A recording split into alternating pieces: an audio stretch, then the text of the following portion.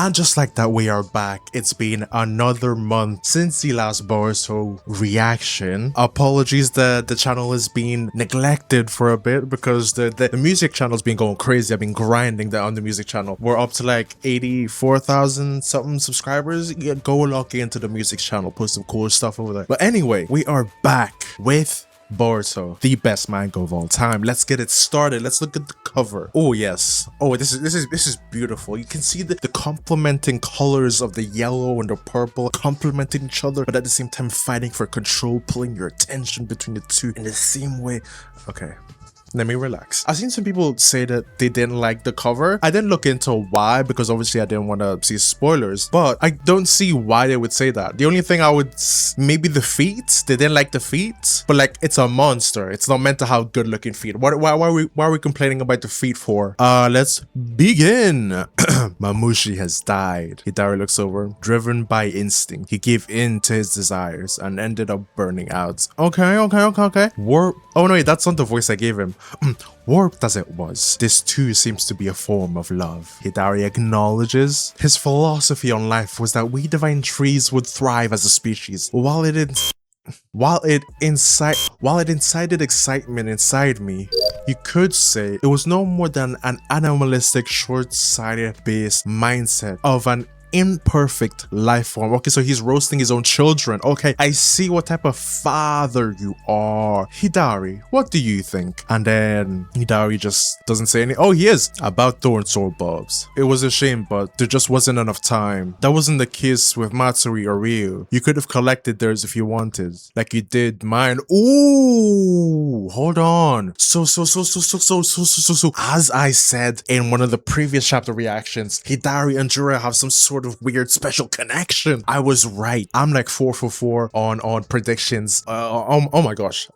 Let's keep reading. Why didn't you? Or rather, why did you bring me back? Okay, Jura looks over, Jura looks away. Good question. I've never pondered the issue, but just now when I tried to imagine a world without you in it, I experienced feelings of Wait a minute. So was a fan theory that Jura is somehow related to Naruto true? Because people have been speculating like who all the divine trees are based off someone except Jura, and then they confirmed and dispelled all theories that said he doesn't come from one person, he's the evolution of the 10th Hills itself. So he doesn't have like someone stuck in a divine tree somewhere, and we all accepted that, right? But if what I'm reading here is correct, then this is kind of hinting at the fact that Jura is Naruto and obviously Hidari is Sasuke, which is because that's the only person I can see with this making sense. Interesting. And it would make sense with Jura's love for the hidden leaf, Naruto's love for the hidden leaf. It makes sense, but I wonder how they're going to explain it though, because obviously does it have something to do with the fact that Naruto's stuck in the hidden dimension and that's his like tree, and Jura somehow siphoning Naruto's energy from the dimension into him?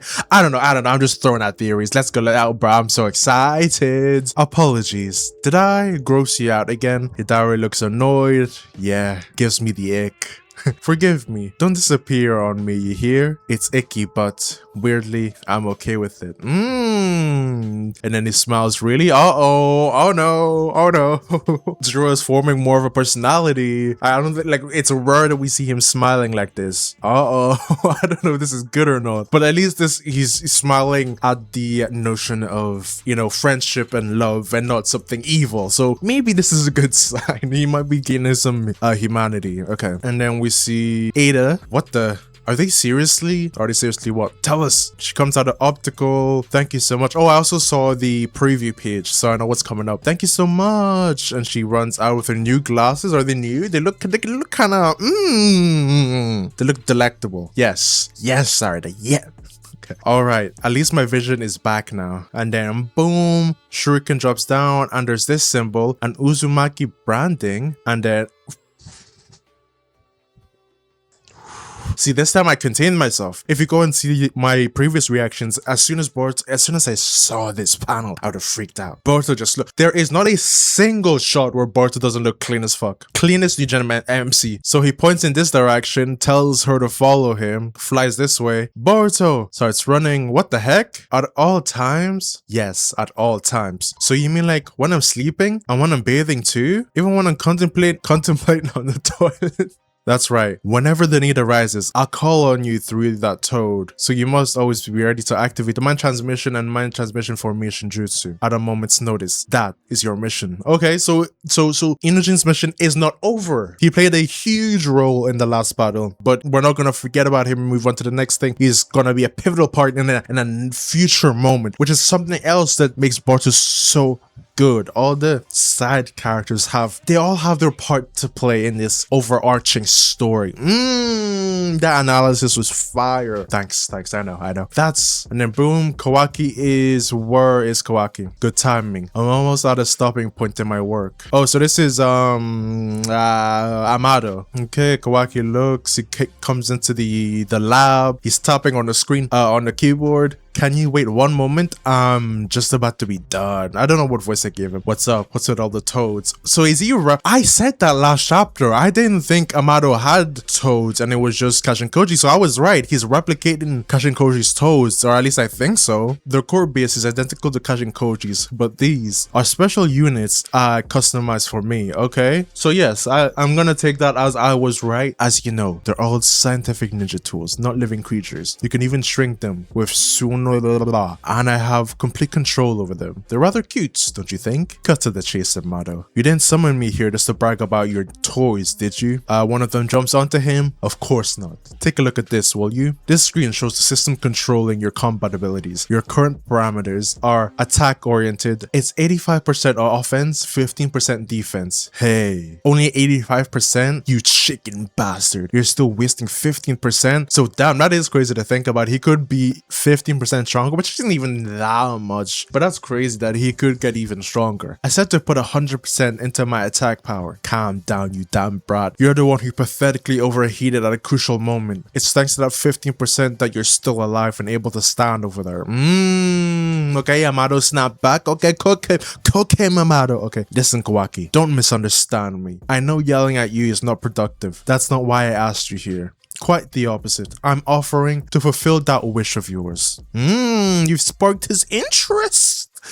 Oh, wait. Prediction incoming. The toad is gonna be a controlling device, so at any moment's notice, Kawaki can tell Amado, switch my shit to 100% defense. Boom, he switches it on the fly, and he can go into defensive mode, and then boom, he defends, and then when he finds an opening, switch my shit. Now, 100% attack. Boom. I might have just cooked. I might be a genius. The toad does something. Amado's smoking. Boom. What is going on?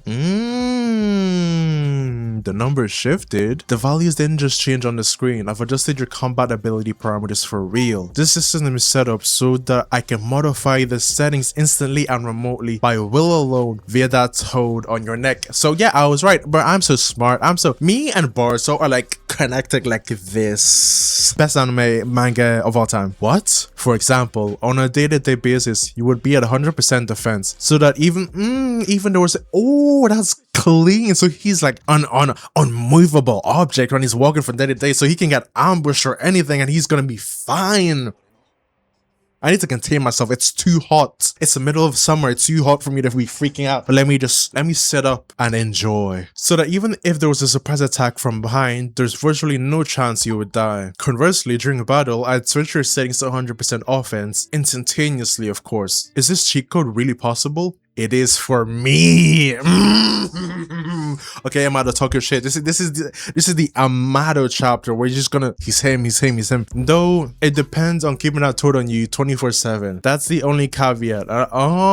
Can you see the parallels? You can see the parallels that they're forming right here with Kashin Koji telling him to put a toad on Inojin, and Amado telling him to keep a toad on him at all times. So why is that? Why are those two characters paralleling each other right now in this very moment? out. Let's find out together. And I'll be fully handling the controls. Boom, boom, boom. Well, it works. Essentially, the way ninja exercise chakra control, I figured, essentially the way, so yeah, okay, that's cool that they're bringing that back, because we don't really hear about the intertwinings of chakra control and how all that works anymore. Since like OG Naruto, like we've kind of like forgotten about all those intricacies. So it's nice that they're bringing it back. So he's reminding everyone that, hey, ninjas can switch at any moment's notice from attack potency or defense at any time and increase it and decrease that with the chakra control. That's good. That's good that they're reminding us of that. I figured it's to the rationalist like you who excuse formal training. Okay.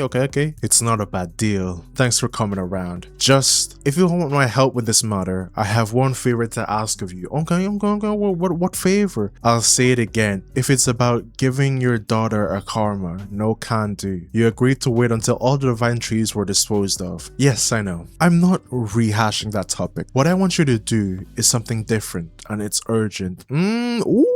Sarada looking clean as always. Hold on. Boom, boom, boom. Sarada is standing. She's tired from all that running to catch up to divine tree, but like the real one. No, the real one doesn't look like that. Fucking Eren Yeager, Attack on Titan. No, that can't be it. Interesting. Sorry, I was afraid we'd be interrupted in the village. I'm just envious that you can fly. Funny banter. I'm relieved that it seems like you can see all right, and it's nothing compared to your right eye. Huh? Why bring that up now? I never got to properly apologize to you, so I'm sorry. It must have been rough. Well, it wasn't easy, but honestly, so much was going on back then that the eye was the least of my worries. Bro, Boruto's a goat. Okay, hold on. He was like 12 when he lost his eye. Crazy work. And hey, it makes me look cool, right? Like a total badass.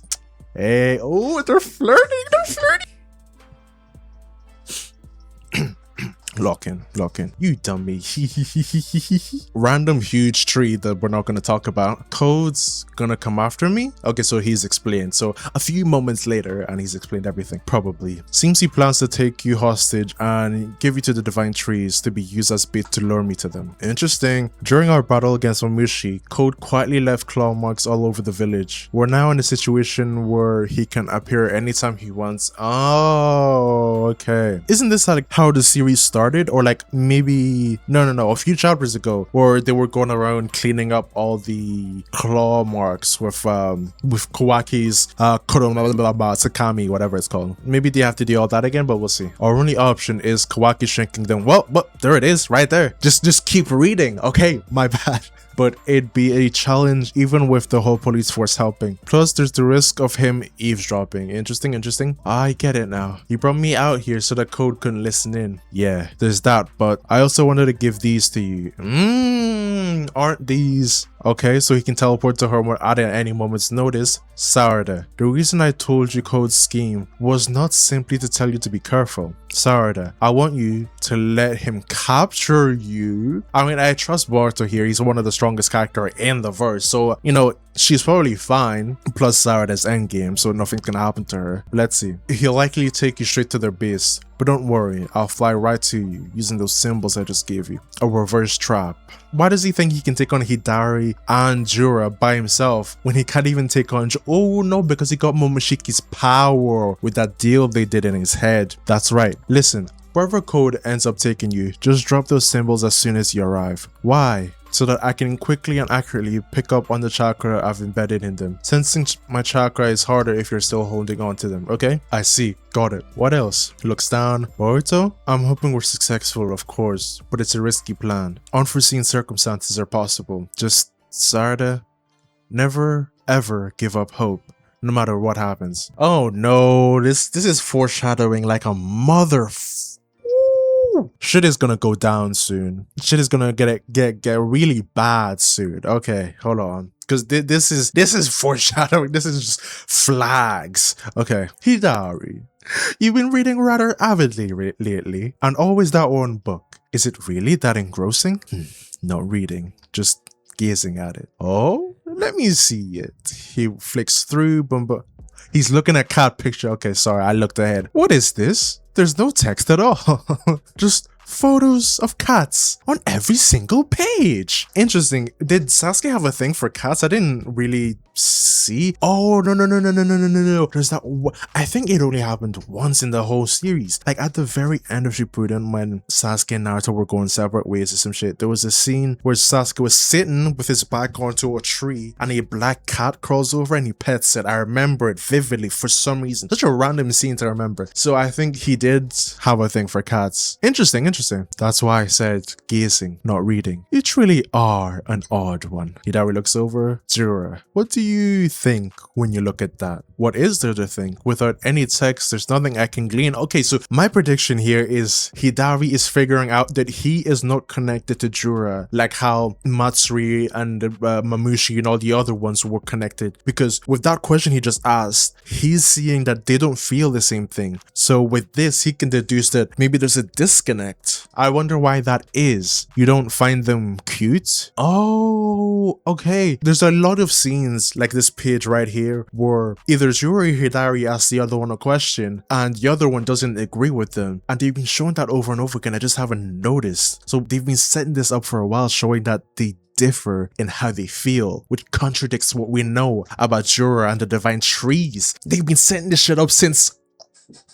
This manga is peak. Neko Paradise. Cat Paradise. He looks at a cat, cute? Question mark. Or maybe I'm just completely off the walls, just throwing shit out there, and maybe he comes around and does find them cute. I don't know. Let's see. Or maybe it's just meant to show that they have humanity and they can feel, you know, nice emotions. Ah, there he is. Hey there, Inujin. Mr. Amato. And why is he running? Why does he want to talk to Inujin? Interesting. Here's the data from the battle against Mamushi. It might be useful in the future. Could you give it to him when you see him? Give it to who? Him? You mean Boruto? No, his accomplice, Kashin Koji. You've met him, haven't you? So Amato, being the genius he is, already knows. Inujin's not supposed to tell anyone, so he's gonna be freaking the fuck out. How does he know? But he's a genius. Amato upscale? Yeah, but he hangs out in this weird place, so I think it'd be faster if you give it to Boruto. Oh, but Koji would comprehend right away the significance of this data. Just show it to him.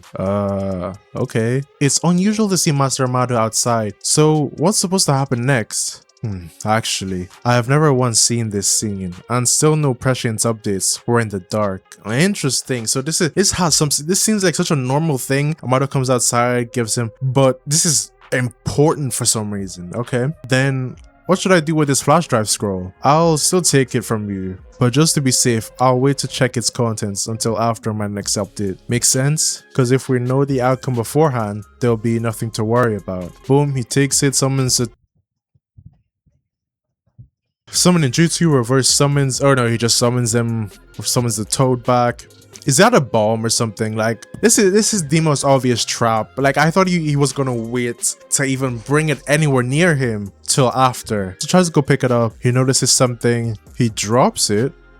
Oh shit! Whoa! Oh, that's the favor he had to ask Kawaki. Okay, boom! It summons Kawaki. Behind him. He takes out his knife. Kawaki? Call the sack? Kashin Koji? What does that mean? The fuck is a call the sack? Hold on, let me search that up. It means like an impasse. Interesting. Is your chapter gonna end here? I'm gonna be pissed. He doesn't attack Kashin Koji, which is interesting. He just pulls out the toad and says, "Call the sack, Kashin." Okay, it doesn't end here. Oh, it's one of the triggers in his mind that can. Okay, because since he designed all of them, he has fail safes and all that, passcodes, whatever. So he turns Kashin Koji's brain off. He collapses. Oh, this is bad. Yeesh. You put a command code in him too. I'll move him to the lab using summoning tech. You touch the toad as well if you don't want to be stranded there. Gah, mad scientist. Oh my god, this is so stupid. What are you doing? Well, we do need to remember Amato is in fact a genius. So he knows what he's doing. I don't think he's going to put anyone in danger by doing this, but he should know how dangerous this is because Amato or Kashin Koji is where we're getting all our information from. So unless it's going to be revealed that he's a villain this whole time, but I don't think they would do that. This was stupid. You should have known like not to bring this back until you saw it with prescience. That was dumb. That was dumb. This has been a setup chapter. It's setting up the future. There was a lot of foreshadowing. There's 3 stories going on right here. Sarada and Boruto with the plan to infiltrate the Divine Tree's base. There is Jura and Hidari figuring out that they are more separate than they think and they don't feel the same emotions, so there could be a disconnect between the two, and maybe Sasuke could like leave and do his own thing. He even had a line, Jura even had a line here in this chapter where he said, "Don't leave." So that could also be foreshadowing that Hidari could leave and join us maybe.